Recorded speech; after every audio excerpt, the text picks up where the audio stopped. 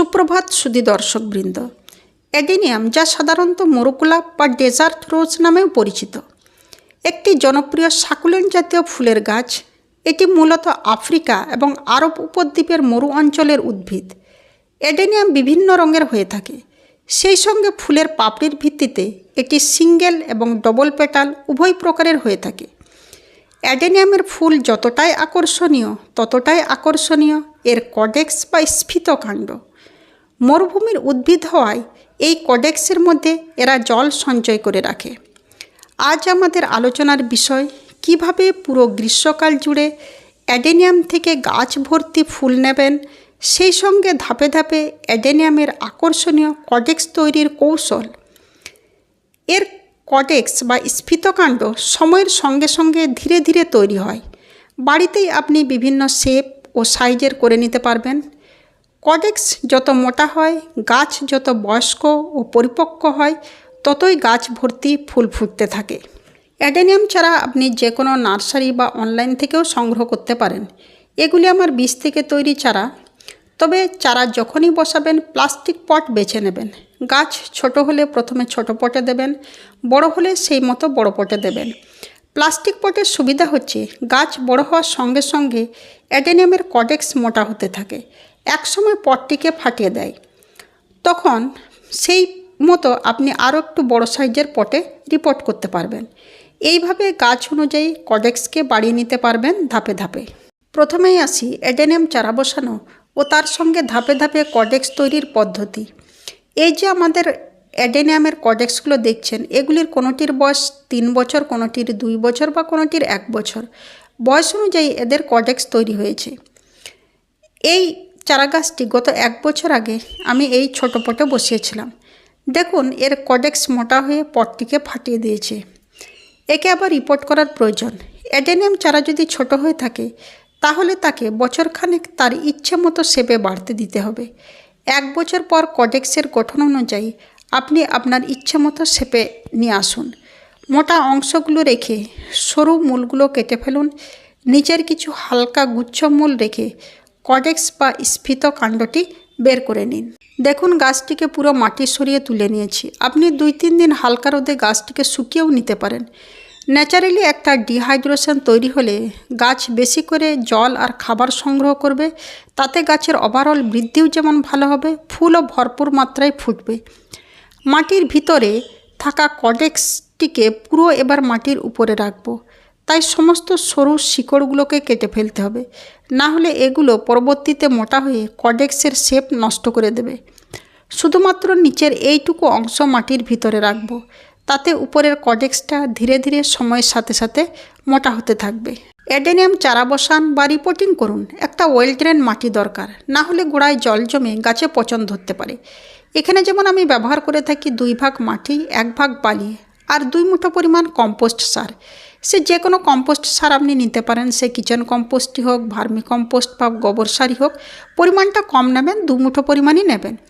আর আমি কিছু পরিমাণে নিয়ে থাকি মোটা নুড়ি, পাথর অথবা ইটের কুচি। এগুলো জল নিষ্কাশনের সুবিধা করে অ্যাডেনিয়ামকে একটি প্রাকৃতিক পরিবেশ দেয়। এবার পটের ছিদ্রগুলিতে আমি কিছু পাথর কুচি দিয়ে ড্রেনেজ সিস্টেমটা তৈরি করে নিলাম, যাতে জল না আটকায়। বর্ষায় জল আটকে থাকলে গাছের গোড়ায় পচন ধরতে পারে, গাছ মারাও যেতে পারে। এবার এই রেশিওতে মাটিটা ভালোভাবে মিশিয়ে নিচ্ছি। পটটায় আমি কিছুটা মাটি ফিল আপ করে নিয়েছি। এবার এই গাছটার পুরো কডেক্সটা উপরে রাখবো। শুধুমাত্র নিচের সামান্য অংশ মাটির মধ্যে থাকবে। এর জন্য হালকা কিছু ভারী সাপোর্টিংও দিতে পারেন। বছরখানেক পরে এই ছোট কডেক্সটা দেখতে পাচ্ছেন, এটা কিন্তু পুরো পটটা ভরে যাবে ও একটা সুন্দর শেপে চলে আসবে। এবার গাছটিকে যে কোনো সিস্টেমেটিক ও কন্ট্যাক্ট বেসড ফাঙ্গিসাইড দিয়ে দিন 10-15 ছায়ায় রেখে দিন। এবার আসি অ্যাডেনিয়াম গাছের পরবর্তী পরিচর্যায়। গাছের গোড়া সবসময় আগাছামুক্ত রাখুন। গ্রীষ্মের শুরুতে মোটামুটি ফেব্রুয়ারি-মার্চ নাগাদ এদের বাড়তি খাবারের প্রয়োজন পড়ে। এই গাছগুলো আমি সেপ্টেম্বর মাসে সম্পূর্ণ তুলে রিপোর্ট করেছিলাম। লিঙ্কে ভিডিওটা দিয়ে দেবো, চাইলে একবার দেখে নিতে পারেন। এবার শুধু উপর থেকে মাটিটা কিছুটা তুলে ফেলে দিয়ে বাড়তি খাবার প্রদান করব। শীতকালে এই গাছ শীত ঘুমে থাকে, তাই শীত শেষ হলেই এই গাছেদের ফুল ফোটানোর জন্য বাড়তি খাবার দিতে হয়। এই যে আমি মাটিটা কিছুটা তুলে নিয়েছি, এবার আমি এই মিশ্র সারটা প্রয়োগ করব। এই মিশ্র সারটা যে যে উপাদানে তৈরি, তার মধ্যে যে পরিমাণ সরষে খোল নিয়ে থাকি তার 1/3 নিম খোল, হাড় গুঁড়ো আর শিংকুচো মিশিয়ে জল ছিটিয়ে 10 দিন রাখার পরে আমি গাছে প্রয়োগ করে থাকি।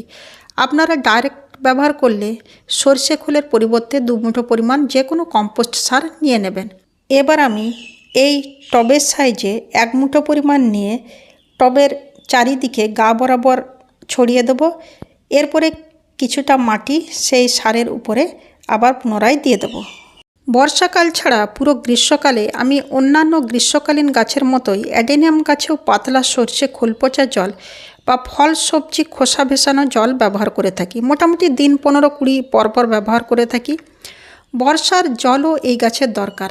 আপনার ড্রেনেজ সিস্টেম যদি ভালো থাকে, পটে যদি অধিক মাটি না থাকে, তাহলে বর্ষার জল গাছকে পেতে দিন। বর্ষার জল গাছের কটেজকে আরও সুন্দর করে তোলে। এই সময় মাসে 2 বার অ্যান্টিফাঙ্গাস ব্যবহার করুন, তাহলে গাছের আর কোনো অসুবিধা হবে না। এটা গ্রীষ্মকালীন গাছ, তাই বেশি মাত্রায় ফুল পেতে হলে এই গাছকে দিনে মোটামুটি 5-6 ঘন্টা সরাসরি রোদে রাখা প্রয়োজন পড়ে। তবে প্রচণ্ড গ্রীষ্মের সময় অনেক সময় ফুল কুড়ি শুকিয়ে যায়, সেই সময় আপনি যেখানে সকালের অথবা বিকালে রোদ পড়ে সেই জায়গায় গাছটিকে রাখতে পারেন। গাছ থেকে বেশি মাত্রায় ফুল পেতে হলে সরাসরি যেমন রোদের দরকার, তেমনি পরিমিত জলের দরকার। মাটি শুকোলে তবেই জল দিন, তাতে প্রতিদিনও জল দিতে হতে পারে, বা এমনও হতে পারে মাটি না শুকোলে আপনাকে 1 সপ্তাহ পরেও জল দিতে হতে পারে।